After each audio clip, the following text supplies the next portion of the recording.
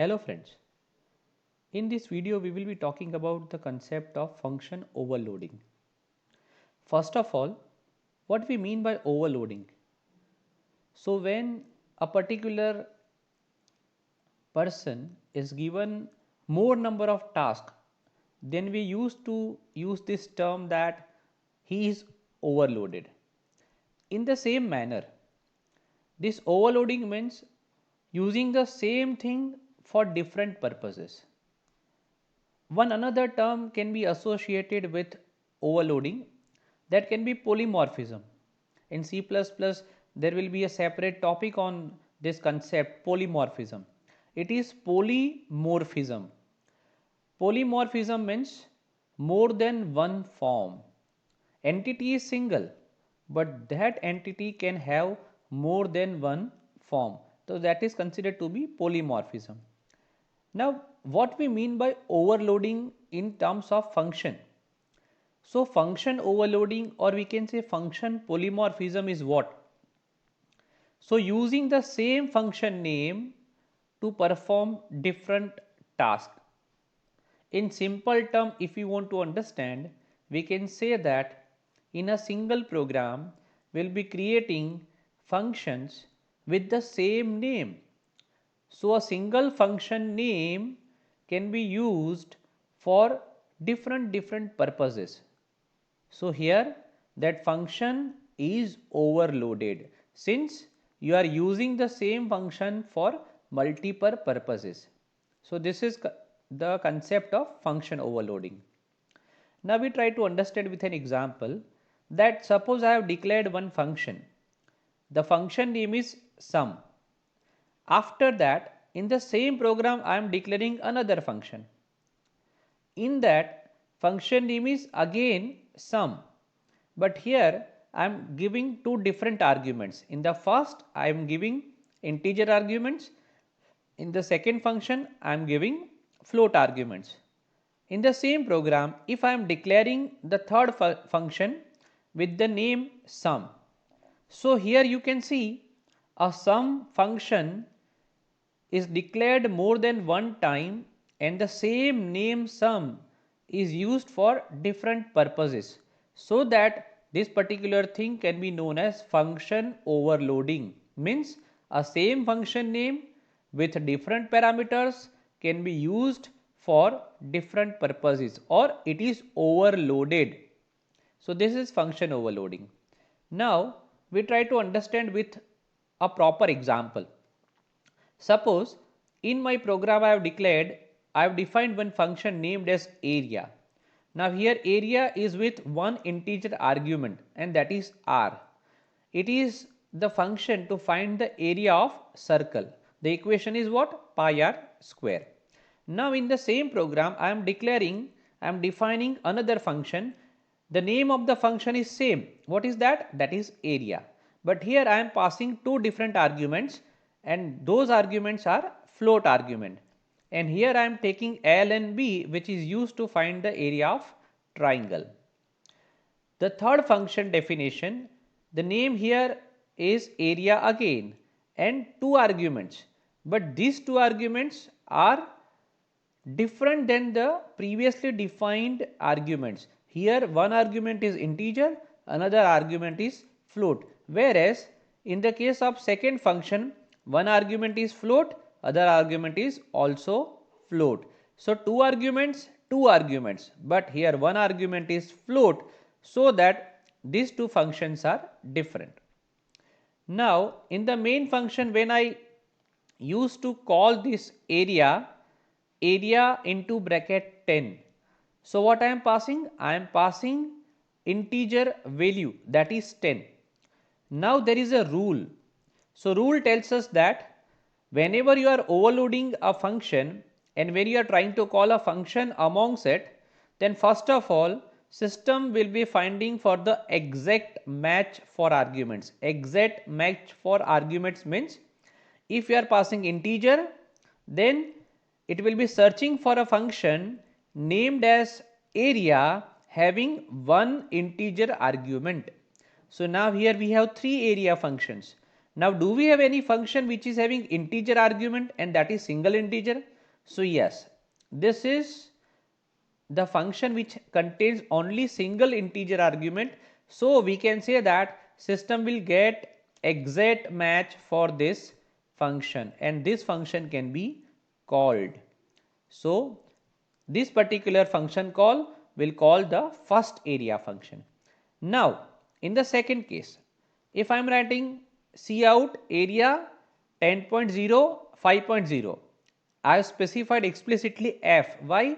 Because 10.0 is by default double, because all real constants are considered to be double. So if I need to specify it as float, I have written f afterwards. So now it will be searching for exact match. Exact match means any function named as area having two arguments and both the arguments are float. So do we have that? Yes, we have it. We have a function named as area with two float arguments. Then this particular function call will bind with this particular definition. Now the third one, area 10 and 5.0. So this is integer and this is double. So now it will be searching for function which is having one integer argument and one double argument, but we don't have integer and double. So what will happen? So we have a function named as area with one integer argument and this argument can be real number, float. It is not exactly double but it is float, so that this particular definition will bind with this particular function call with bind with this definition. So it will bound with this. So here no exact match found because 5.0 is double, but what it does, it will perform integral conversion. So here since 5.0 is real type, we have one function with real argument, so that this particular call is being bind with this particular definition. Now if I write area into bracket single quote a, now this is character constant. So if we consider that this is a character, if we consider, now if we try to find for exact match, now do we have any function named as area and having character as an argument? No, we don't have. So what will happen? It is going for the second step, that is built-in type conversion. System automatically converts this particular argument into appropriate argument. Like if this is character, then character can be uplifted or it can be automatically or implicitly converted into integer. So do we have any function named as area with integer argument? So yes, exact match doesn't found, but during the second processing built-in type conversion, since this is converted into integer, exact match will found that we have one function named as area with one integer argument. So this particular function call will be bind with this particular definition. So this is how function overloading can be executed.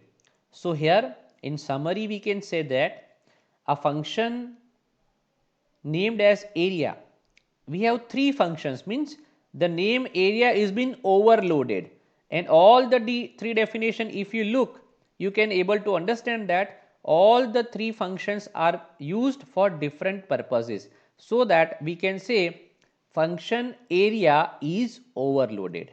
Now what is the rule? The rule is whenever you are trying to compile the code, compiler will find for the exact match for the argument, and if exact match doesn't found, then it will perform built-in type conversion and try to match appropriate definition.